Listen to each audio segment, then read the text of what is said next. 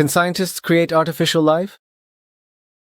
What happens if we insert the genome of one bacterium, the foreign software, into another bacterium? How did the so-called Mycoplasma laboratory come about? We'll try to answer these and similar questions in today's episode of the series Secrets of Genes, in which I welcome you. My name is Edward Kejnovsky, and I work as a geneticist at the Biophysical Institute of the Czech Academy of Sciences. In the previous episode, we mentioned that scientists inactivated bacterial genes in order to determine the minimum number of genes a viable bacterium needs. The above-mentioned strategy is referred to as top-down because it starts with the entire genome and gradually reduces the number of genes. An even greater challenge for scientists was the opposite strategy, representing a bottom-up approach where the genome of an autonomous living organism is synthesized de novo. To put it figuratively, it's as if scientists keep adding more and more genes into a test tube until the system in the tube comes to life. Years ago, scientists already managed to synthesize and assemble a simple virus, which was capable of life. However, a virus is merely a cellular parasite. It needs a cell in order to live. So, it is not an autonomously living organism. Synthesizing a bacterial genome is a much more difficult task. Not to mention synthesizing an entire cell with all its components. In 2010, scientists from the Craig Venter Institute in the USA started by using the knowledge of the genome sequence of the bacterium Mycoplasma mycoides. They modified certain parts of its genome on a computer, then artificially synthesized the genome and inserted it into a Mycoplasma capricolum bacterium from which they had previously removed its original genome. And just so no one would suspect them of simply copying the original real genome of Mycoplasma mycoides in the lab.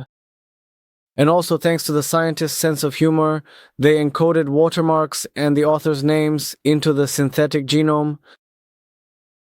They also hid 3 quotes from famous scientists in it. For example, Richard Feynman's statement, "What I cannot create, I do not understand." In this way, the researchers inserted new software into existing hardware, and the hardware was rebuilt according to the new software. The bacterium's proteins changed. The new bacterium was viable and reproduced well. With great fanfare, it was named Mycoplasma laboratorium, but to the public it is better known as Cynthia.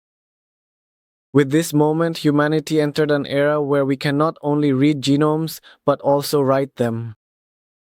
The genome of Cynthia was, with just a few very minor brushstrokes, traced from nature.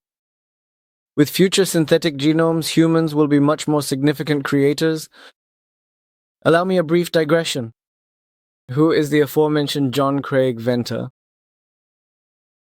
Venter is a biologist and entrepreneur. He owns the company Celera Genomics, which was the first to sequence the human genome in parallel with the US government's Human Genome Project. He was the first to insert a synthetic genome into a cell, and he continues to work on creating synthetic organisms. He also founded renowned scientific institutes, and Time magazine named him one of the most influential people in the world. The next step for genetic engineers will be to move away from sequences of real genomes and create truly fully synthetic genomes, applying our current knowledge of the fundamental principles of genome architecture.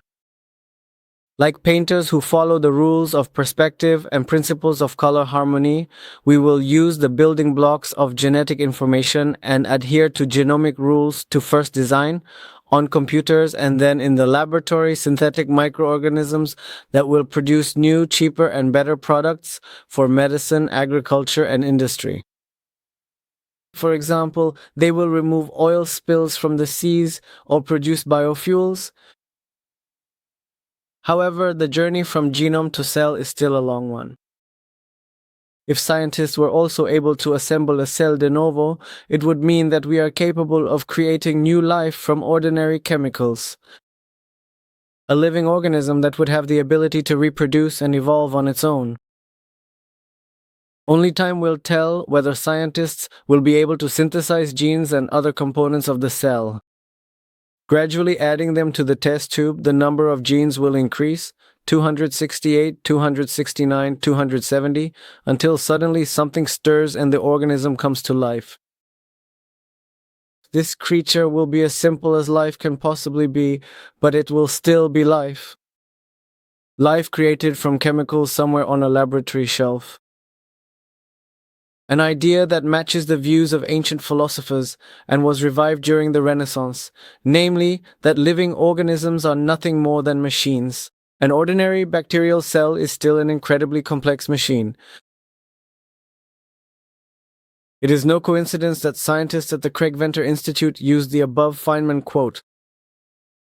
Truly, the prerequisite for success in creating a living organism will be understanding every detail of how living systems work, including the most subtle ones.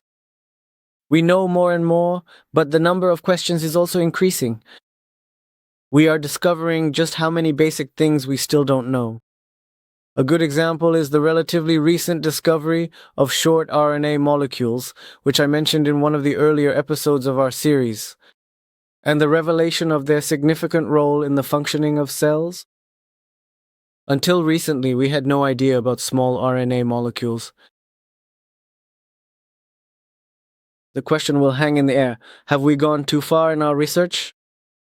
Do we even have the right to play God? Philosophers will then face many questions about the ethical aspects of such research. However, the human desire for knowledge cannot be stopped. It is the only perpetual motion machine that works. Creativity and the desire for knowledge are inherent human traits. Above all, humans are curious creators. So that's all for today. In the next episode, we'll talk about where DNA is located and how DNA manages to fit inside a cell. I'm looking forward to seeing you. If you enjoy my storytelling, I'd appreciate a like, and if you'd like me to continue with episodes about genetics and evolution, please subscribe, which will help these videos reach others. I really appreciate your support. Thank you and bye-bye.